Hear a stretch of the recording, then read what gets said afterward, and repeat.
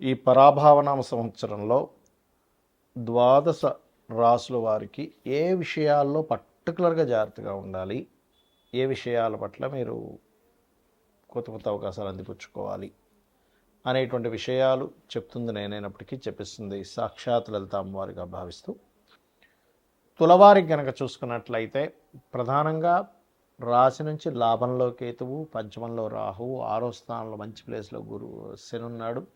గురువు 9లో ఉన్నప్పటికీ లగ్నానికి పాపి అయి మరలా దశమంలోకి వస్తున్నాడు.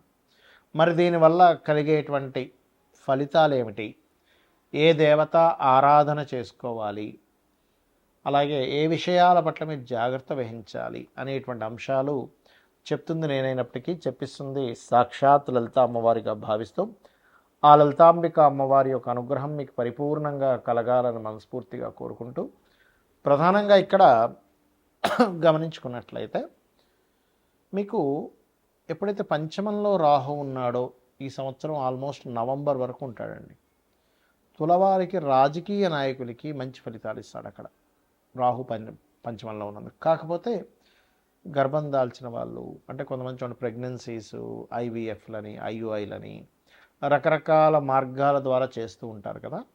అలాగ చేసుకునేటువంటి వారు ప్రధానంగా దుర్గా ఆరాధన చేసుకోండి. ఎందుకంటే కొంచెం ఈ మిస్క్యారేజ్ అవడం ఇట్లాంటివి ఎక్కువ ఛాన్సెస్ చూపిస్తున్నాయి. బికాజ్ ఆఫ్ మీకు ఈ సంవత్సరం మనకి 2025 ఎండింగ్లో కొంత సూర్యగ్రహణం కూడా పంచమంలో ఉంది కాబట్టి ఈ విషయంలో జాగ్రత్తగా ఉండాలి.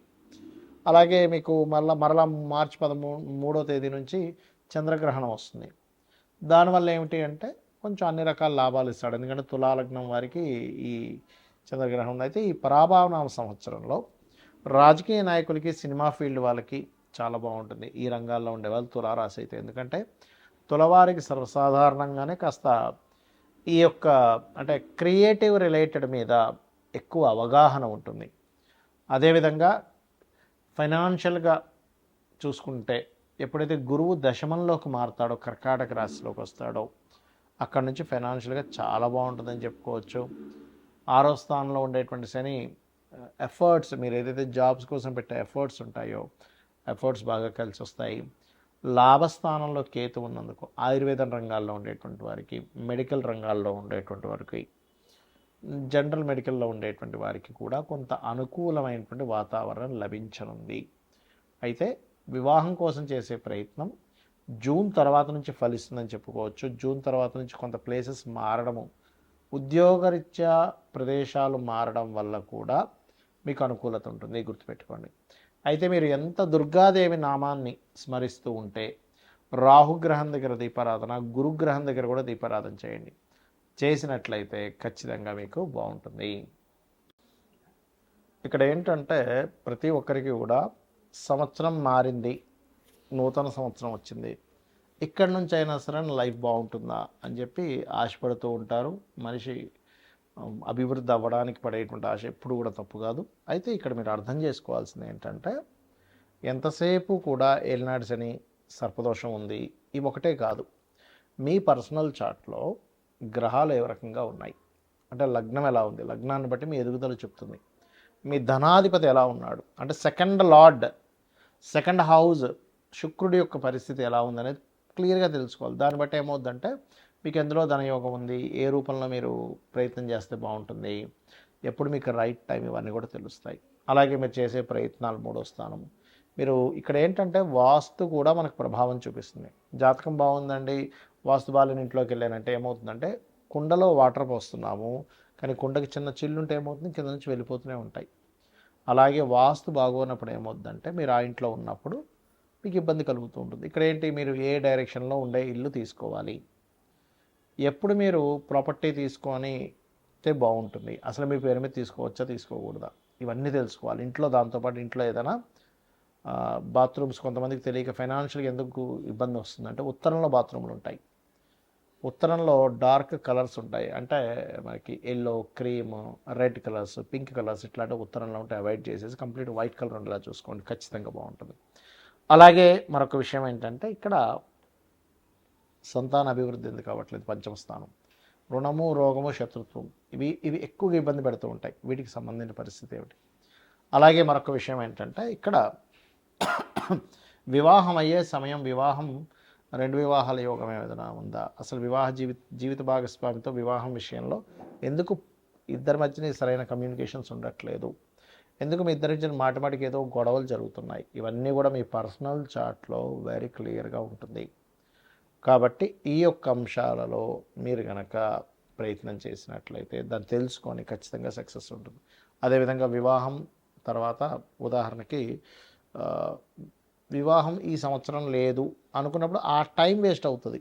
ఏ సంవత్సరం ఉందో ఆ సంవత్సరం చేసుకోండి. అలాగే విదేశాలకు వెళ్ళే యోగం ఉందా లేదా, అసలు మీకు జాబ్ సంబంధించిన విషయంలో ఎందుకు ఇబ్బంది అవుతుంది, కెరీర్లో ఎందుకు సెటిల్ లేకపోతున్నారంటే ఒక్కోసారి కొంతమందికి బిజినెస్ యోగం ఉంటుంది, అప్పుడు సెటిల్ అవ్వలేరు, అలా ఉంటుందన్నమాట.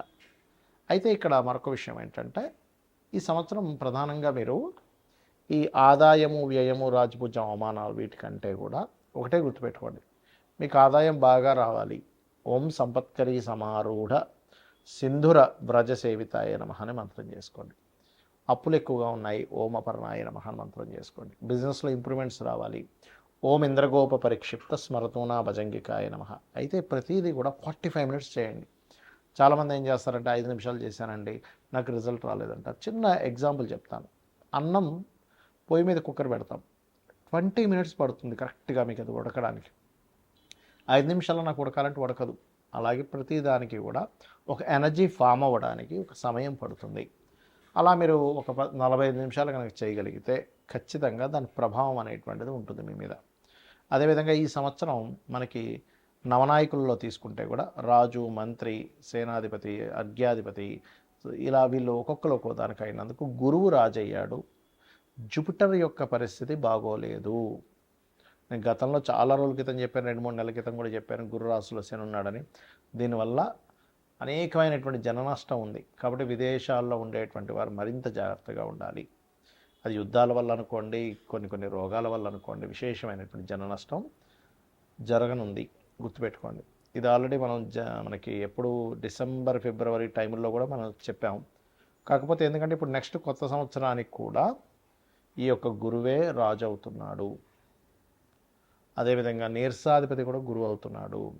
కాకపోతే వర్షాధిపతి చంద్రుడైనందుకు కాస్త చక్కగా వర్షాలు అయితే బాగా పడతాయి, ఎక్కువ రోజుల వర్షాలు కూడా ఉంటాయి. కొంచెం ఈ పంట పొలాలు లేకపోతే ఈ ధాన్యాలకు ఎక్కువగా డిమాండ్ అనేది పెరుగుతుంది. ధాన్యాలకి గుర్తుపెట్టుకోండి, ధాన్యానికి ఎక్కువ డిమాండ్ పెరగనుంది. కాబట్టి ఈ యొక్క విషయాల పట్ల కాస్త మీరు అప్రమత్తంగా ఉండండి. జనాలు బంకర్స్లో దాచుకునేటువంటి సమయం రానుంది, గుర్తుపెట్టుకోండి. కాబట్టి ఈ విషయంలో జాగ్రత్తగా ఉండండి. ఇక మరొక విషయం ఏంటంటే మీరు జాతకమే తెలియదు అప్పుడు ఏం చేయాలి, సింపుల్గా రోజు లలితా సహస్రనామాలు చేసుకోండి డైలీ, ఖచ్చితంగా బాగుంటుంది. అదేవిధంగా మనకి లాస్ట్ టైం మనం చెప్పుకున్నాం, ఒక 4-5 నెలల క్రితం కూడా చెప్పాను, సిల్వర్ రేట్ విపరీతంగా పెరగనుంది అని.